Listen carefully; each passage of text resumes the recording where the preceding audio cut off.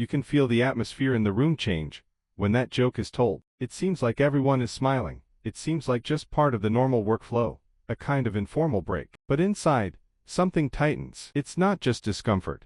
It's the feeling that you've just been gently, almost imperceptibly, moved from your spot. They have stripped you of some of your authority, diminished your status, and done so in a way that makes it impossible to openly protest. Because if you get upset, you're just that kind of killjoy who doesn't get jokes. You're the one who doesn't know how to play as part of a team. This is the most dangerous situation, when you feel the blow. But you can't even lodge a complaint because it was delivered under the guise of goodwill. It's not about the joke, nor is it even about the person who told it. It's about the mechanism at work here. We're used to thinking that workplace humor is a way to bring a team together or relieve tension. But in reality, in the hands of certain people, it's a tool of power. It's not a communication tool. It's a tool for controlling the public sphere. When you're ridiculed in public, your status as an expert is undermined. This is a subtle technique of neurolinguistic manipulation designed to undermine your standing, in which every friendly jab acts like a surgical scalpel, cutting away the trust others have in you. The first element of this system is to dismiss your serious argument as a personal opinion or an oddity.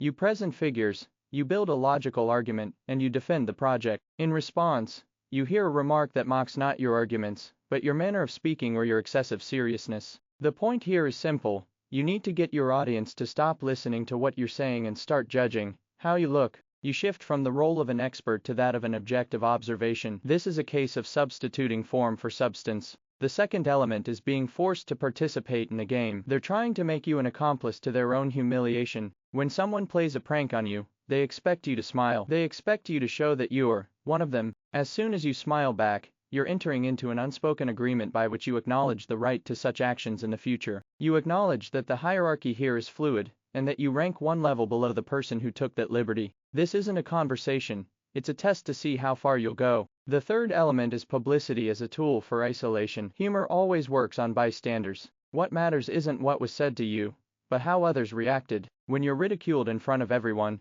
the system tests to see which of those present will side with the aggressor, and who will remain neutral. This is a display of power aimed not at you, but at those around you. They are being shown, look, this person is vulnerable. His authority can be called into question with impunity. This is a classic form of social exclusion, where laughter is used to show you the door. The fourth element is the erosion of your professional identity. If you do this regularly, you start to feel as though your achievements and your professional standing isn't a fixed quantity, but something that depends on the mood of those around you. You start to doubt yourself because the system begins to portray you not as an expert, but as a clown, or someone you can make fun of. It's the erosion of self-confidence through microdoses of belittlement. You start spending your energy not on work, but on defending your own sense of self-worth, which in itself is a defeat. The fifth element is neutralizing your resistance by accusing you of being overly sensitive. As soon as you try to set boundaries, the system instantly shifts the blame onto you. You're too serious. You don't understand the company culture. You're not a team player. This is a defense mechanism in which the victim is blamed for having boundaries. You're being made to feel ashamed for demanding respect for yourself. The sixth element is reinforcing the pattern. This doesn't happen just once. It's a cycle. First, a gentle jab, then, a test of your reaction, and finally, reinforcing the hierarchy through mockery. Over time, this becomes the usual way of interacting. Your silence is taken as consent, and your consent is the foundation for the further erosion of your status. These aren't random overlays. They're a methodical effort to create a space where your perspective carries no weight. The seventh element is the distortion of reality. The system makes you start to believe that this is normal. You convince yourself that these are just the kind of people they are, that it's just the way the company is. It's your own fault, because you reacted too harshly. You're losing your ability to see the big picture, because you're being forced to view each individual incident as something insignificant, but the sum of these incidents is what amounts to your devaluation.